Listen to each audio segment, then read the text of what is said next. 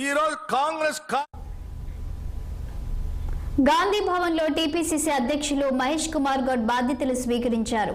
ముఖ్యమంత్రి రేవంత్ రెడ్డి నుంచి మహేష్ కుమార్ గౌడ్ బాధ్యతలు స్వీకరించారు. ఈ కార్యక్రమంలో ముఖ్యమంత్రి రేవంత్ రెడ్డి, ఉప ముఖ్యమంత్రి Bhatti Vikramarka, AICC incharge Deepa Das Munshi, AICC సెక్రటరీలు, మంత్రులు, ఎంపీలు, ఎమ్మెల్యేలు, ఎమ్మెల్సీలు, కార్పొరేషన్ చైర్మన్లు, మాజీ రాజ్యసభ సభ్యులు వి హనుమంతరావు, ముఖ్య నాయకులు, మంత్రులు, ఏఐసీసీ నాయకుల సీనియర్ నాయకులు పాల్గొన్నారు.